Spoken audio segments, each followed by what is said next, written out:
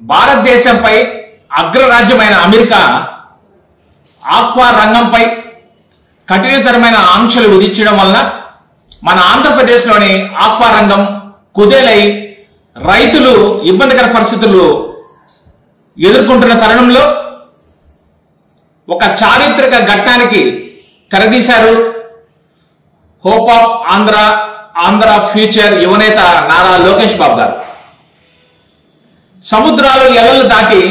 తన అపర చాణక్యంతో దౌత్యం నడిపి ఆస్ట్రేలియా మార్కెట్లోకి మేడ్ ఇన్ ఆంధ్ర రొయ్యలను కొనుగోలు చేసే విధంగా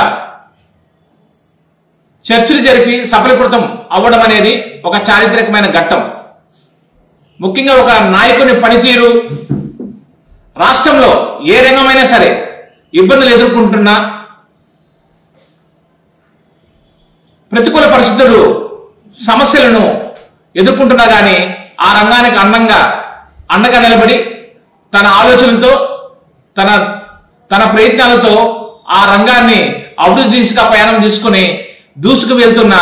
యువ నాయకులు నారా లోకేష్ గారికి మొన్న వైజాగ్లో ఆర్టిఫిషియల్ ఇంటెలిజెన్సీ గూగుల్ సెంటర్ని తీసుకురావడం, నేడు భారతదేశంలోని 70% పైగా రొయ్యలు ఉత్పత్తి చేస్తున్న ఆంధ్రప్రదేశ్ ఆక్వా రంగం దాదాపు 974 కిలోమీటర్ల తీరా ప్రాంతంతో 48,000 కోట్ల ఆదాయాన్ని సమకూరుస్తూ 30 లక్షల ప్రత్యక్ష పరోక్ష ఉద్యోగ అవకాశాలను కల్పిస్తున్న ఈ ఆక్వా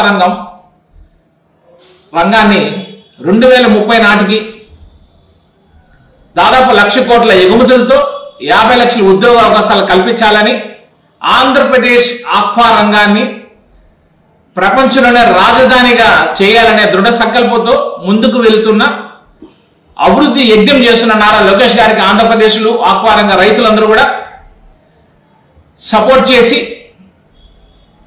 అతన్ని ఆశీర్వదించాల్సిన అవసరం ఎంతైనా ఉందని కోరుకుంటూ జై ఆంధ్రప్రదేశ్, జై ఆక్వా రంగం, జై నారా లోకేష్ బాబు గారు.